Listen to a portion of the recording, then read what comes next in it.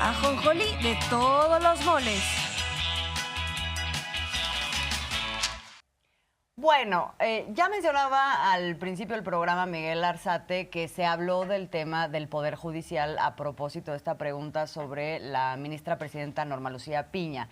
Y más allá del género, creo que aquí una parte importante del mensaje central del presidente es que lo que importa del Poder Judicial es que pueda efectivamente ser un poder autónomo de intereses creados. Eso es lo fundamental.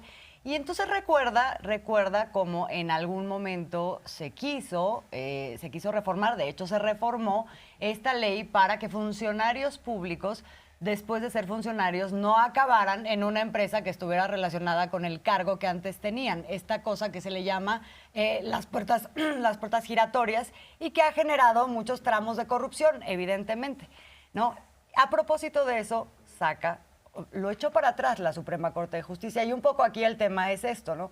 Esto se echa para atrás y entonces se queda un modelo que estructuralmente permite la corrupción y esto fue avalado por la Suprema Corte de Justicia. Por eso el presidente dice, es importante que lo que haga la Suprema Corte de Justicia efectivamente sirva para que sigamos avanzando en el combate, por ejemplo, a la corrupción. Esto no ha sido así del todo. Pero a propósito de eso, entonces, revela un nuevo caso de una funcionaria de COFESE que se la andan reclamando en Monterrey para poder ir a trabajar ahora en una empresa. Y el presidente dice, pues no tengo elementos legales porque me los quitaron. La Suprema Corte de Justicia los quitó.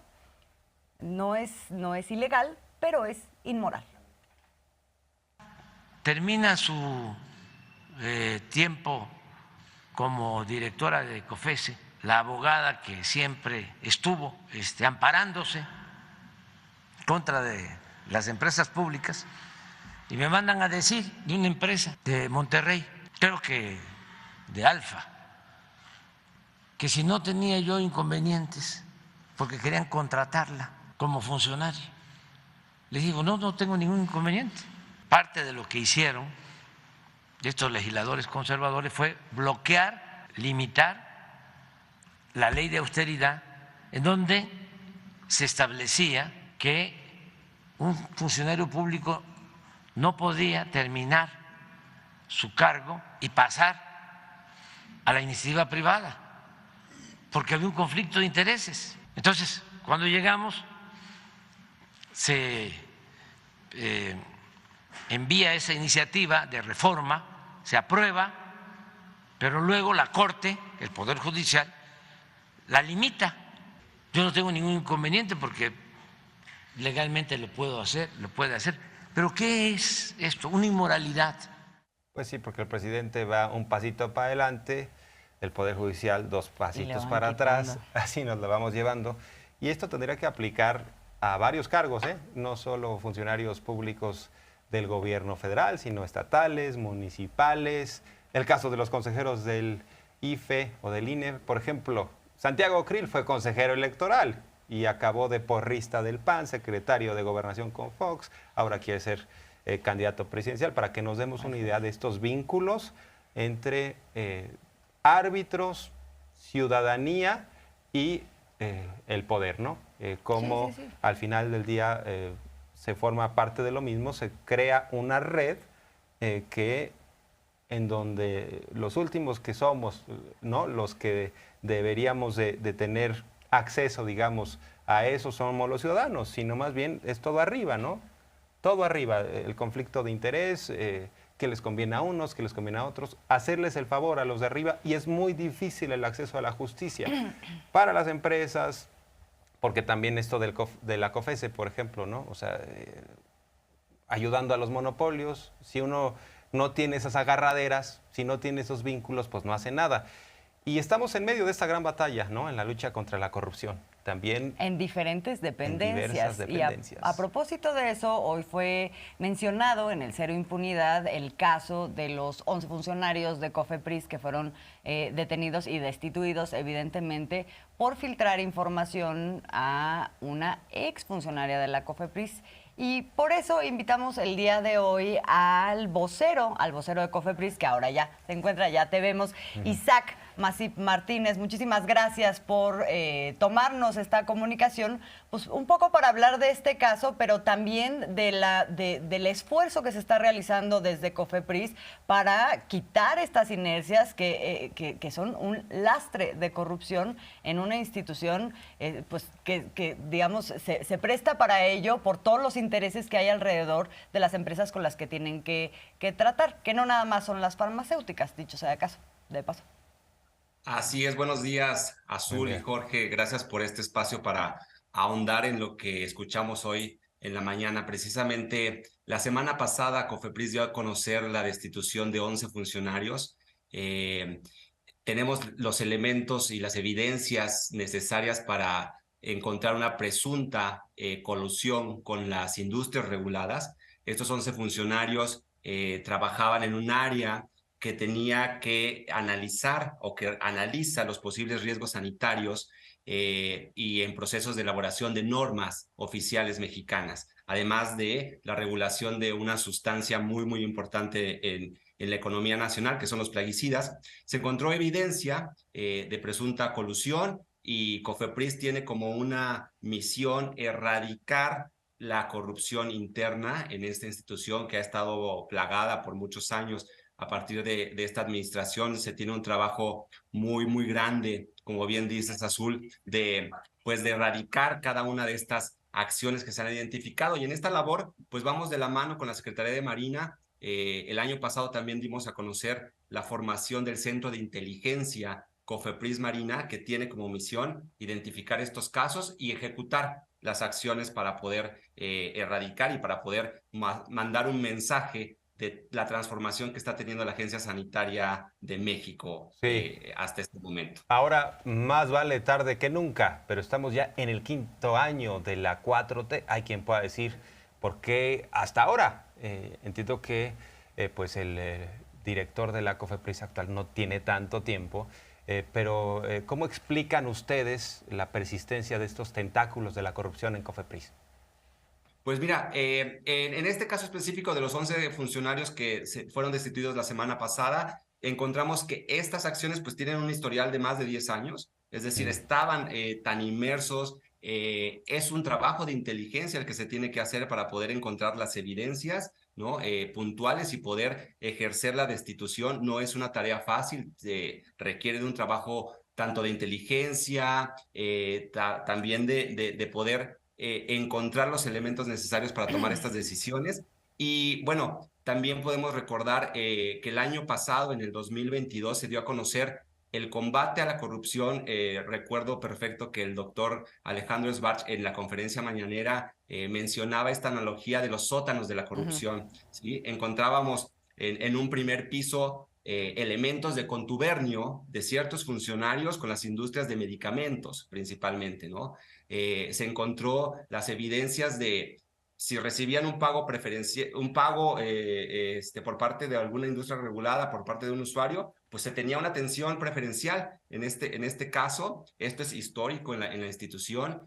También encontramos casos de extorsión por parte de los verificadores. Recordemos que COFEPRIS tiene también como una de sus misiones vigilar que la ley de salud se ejecute al 100, y los verificadores que visitan establecimientos de salud, que visitan clínicas, que visitan hospitales, que visitan centros de producción de medicamentos, de vacunas, pues también se encontraron elementos respecto a extorsión, en la cual estas visitas pues funcionaban de acuerdo al pago que se recibía o al no pago que se recibía. También COFEPRIS tiene como una de sus funciones la regulación de sustancias químicas controladas. Ahí es un tema en el cual trabajamos de la mano con la Secretaría de Marina en la identificación, la trazabilidad de estas sustancias, es decir, de dónde se importan, a qué puerto llegan, a qué aeropuerto llegan, cuál es el usuario que las está utilizando y qué produce con ellas. Es un trabajo de trazabilidad muy, muy puntual que hacemos de la mano con la Secretaría de Marina, y precisamente con el diagnóstico que se tiene de estos casos de corrupción, también el doctor Sbarch y la COFEPRIS hemos tenido una campaña muy importante de digitalización. Es decir, para poder ser una institución transparente. Estamos digitalizando gran parte de los trámites que tiene COFEPRIS. ¿Esto que permite? Pues transparencia, permite la no discrecionalidad. Hay un cambio de mentalidad en los funcionarios que formamos parte de esta institución, de ser ágiles, pero también la digitalización permite que un trámite ingrese. Si tiene todos los requerimientos cumplidos, pues avanza y no hay un intermediario, una persona que tenga la discreción de decir qué trámite avanza y qué no. Esto la verdad es que es un gran paso por parte de la institución y de la transformación que está teniendo COFEPRIS en el sector de la salud, que es nuestra misión principal. Isaac, justamente hablando de todo lo que han modificado, incluso en términos de su modelo de gestión para poder quitar estas intermediaciones que de pronto se volvían nichos de corrupción, ¿dónde dirías que están en estos momentos? Además de adquirir la capacidad, y vemos en coordinación con Marina, con todo este tema de inteligencia, de supervisiones que han venido añadiendo también en sus procedimientos, pueden identificar cuando una cosa así sucede y lo pueden prevenir a través de este modelo de gestión. ¿Dónde dirías que está ahora la COFEPRIS con respecto a lo que se encontraron hace un par de años? ¿Un par de años o fue el año pasado? La verdad es que lo tengo un poco nebuloso, pero sí, como dice Jorge Armando, es reciente desde que cambió la dirección. ¿Y cómo ven estos avances que han tenido? Mira, tenemos muy claro, la transformación está hecha en la COFEPRIS. Al día de hoy está hecha la transformación. Se han erradicado estas conductas de corrupción. Te podría decir que el avance es al 100%. Hemos logrado muchas estrategias, implementarlas. El trabajo es continuo. No quiere decir que llegamos a la meta y que esto ya está hecho, ¿no? Simplemente también creemos que uno de los grandes legados que tiene COFEPRIS y que tiene esta administración es el cambio de mentalidad, ¿no? Ahora los funcionarios, los dictaminadores, saben que cada respuesta tiene que estar basada, en este caso, en ciencia y en conocimiento técnico. Estamos también fortaleciendo la capacitación de los funcionarios en el Laboratorio Nacional de Referencia. Recordemos que el laboratorio más importante que existe en el país está a cargo de COFEPRIS, donde se revisan los medicamentos, donde se revisan muchos sectores que muchas veces no sabemos que COFEPRIS regula, como el tabaco, como las bebidas no alcohólicas, como los juguetes, como plaguicidas, una industria muy, muy grande, y que queremos tener al día de hoy expertos y expertas de primer nivel, con compromiso y honestidad, trabajando por la salud de todos los mexicanos. Oye, rápidamente... Te puedo decir que la transformación está hecha, pero el trabajo es todos los días. La transformación está hecha. ¿Nos podrías refrescar la memoria en pocos segundos? ¿Qué es lo que hacía antes la COFEPRIS? ¿Cuáles eran los esquemas de corrupción? ¿Vendía permisos?